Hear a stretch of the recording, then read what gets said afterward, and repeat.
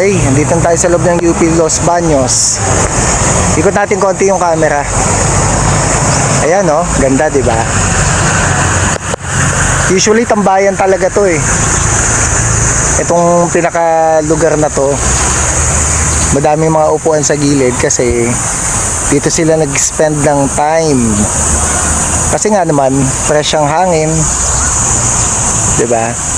Ayun, nauna na si Cherry doon. Kita niyo ba? Punta natin. Ayan siya.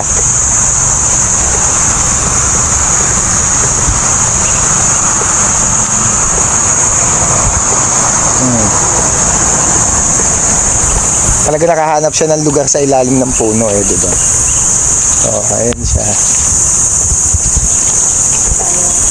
At ang dami-dami naming baon, di ba? Oh, mahal ko naman na to. Ayan. Oh, di ba? Para saan tong cake? Mamaya malalaman nyo. Sarap dito, oh. Di ba? Ang lawak.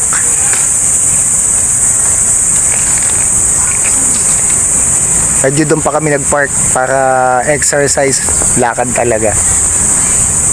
Pero obviously, wala namang parking dito. Kaya doon talaga. Yee, sarap dito. Kainan na. Yan! Ang dami namin pagkain. Ano yan? Chicken fillet. Alaking. Oo. Chicken fillet alaking. Chicken fillet alaking. Ano pa yung isa? Pakita natin. Chicken McDo. Yan, chicken McDo. May iba naman. Kanina, chicken alaking. Ito, chicken McDo. Magkaiba yun. Yung pangalan. Syempre, angat mo to.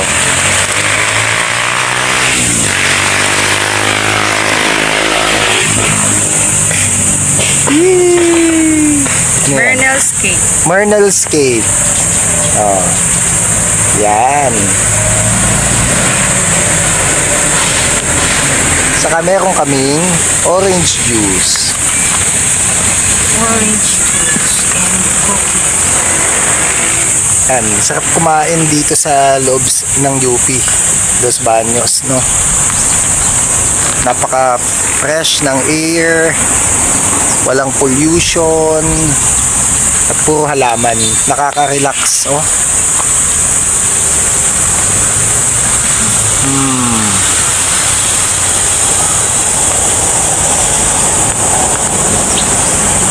Wow! Yan po ang chicken alaking orange juice with coffee, of course. At 1 piece chicken. At syempre yung cake namin. Yan.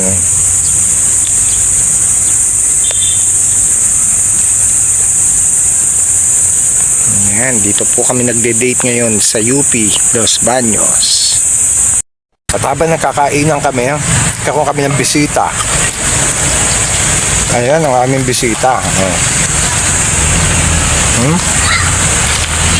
Ayan ang aming bisita. Doggy.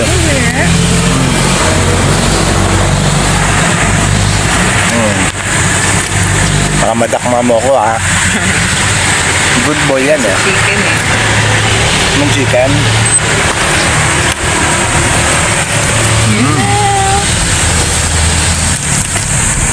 Chicken.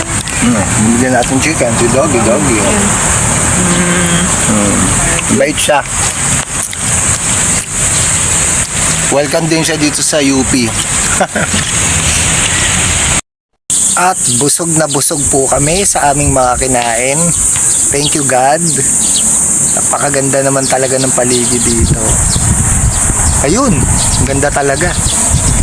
Ang ganda talaga ng paligid. Saka tingnan niyo yung ano, 'di ba? Yung surroundings ng UP. Oh, medyo nakakasilaw lang kasi maaraw na eh. Pero look at the sky, oh. Oh, 'di ba?